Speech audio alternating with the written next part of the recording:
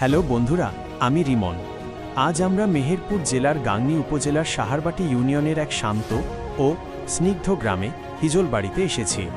মেহেরপুর বলতেই আমাদের মনে আসে ঐতিহাসিক মুজিবনগরের কথা, কিন্তু এর ভেতরের গ্রামগুলোর সৌন্দর্য যে কতটা অসাধারণ সেটা এখানে না এলে বোঝাই যেত না। চারিদিকে শুধু সবুজ আর সবুজ। আর আজকের ভিডিওর মেইন ফোকাস হলো এই গ্রামের দুটি গুরুত্বপূর্ণ ল্যান্ডমার্ক, একটি ব্রিজ আর তার নিচে বয়ে যাওয়া এক ঐতিহাসিক নদীর বর্তমান রূপ।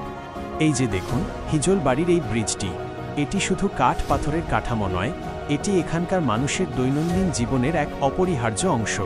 প্রতিদিন শত শত মানুষ এই ব্রিজ পেরিয়ে মাঠে যায়, বাজারে যায়। আর ব্রিজের নিচেই আছে আমাদের সেই ঐতিহাসিক নদীটি কাজলা নদী। আপনারা দেখছেন নদীটি এখন প্রায় মৃতপ্রায়। বর্ষা ছাড়া এর বুকে তেমন পানি থাকে না, কোথাও কোথাও চাষবাস হচ্ছে। বিশ্বাস করুন আর নাই করুন, একটা সময় ছিল যখন এই কাজলা নদী দিয়েই ব্রিটিশরা নীল চাষের মালামাল পরিবহন করত। ভাবা যায় যে নদীর বুকে একসময় জাহাজ চলত, আজ সেই নদীর বুকে ফসল ফলে। এটি যেন প্রকৃতির এক বিশাল ক্যানভাস, যা যুগে যুগে নিজের রূপ বদলায়। আর এই গ্রামের নামের সঙ্গে যে গাছটির যোগ, সেই হিজল গাছের স্নিগ্ধতাও এখানে রয়েছে। গ্রামের নামই যেন এই প্রকৃতির মিষ্টি ছোঁয়া লুকিয়ে আছে।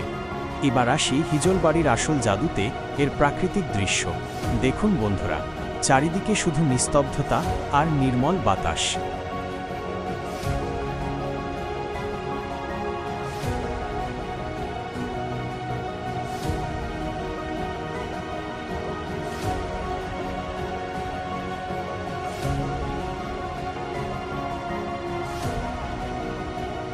শহর থেকে দূরে এমন প্রকৃতিতে এলে সত্যিই মন শান্তি খুঁজে পায়।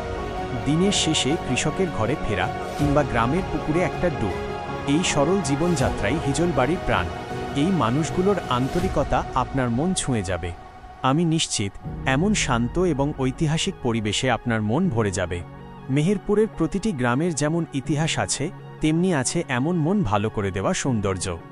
তো বন্ধুরা, আজ আমরা ঘুরে দেখলাম মেহেরপুরের হিজলবাড়ি, দেখলাম একসময়ের খরস্রোতা কাজলা নদীর বর্তমান রূপ, দেখলাম গ্রামীণ জীবনের শান্ত ছবি এবং ব্রিজগুলো। যদি আপনারও এমন ঐতিহাসিক গ্রাম ও তার প্রকৃতি দেখতে ইচ্ছে করে, তাহলে মেহেরপুরের এই হিজলবাড়িতে অবশ্যই আসুন। দেখা হবে পরের ব্লগে। টাটা।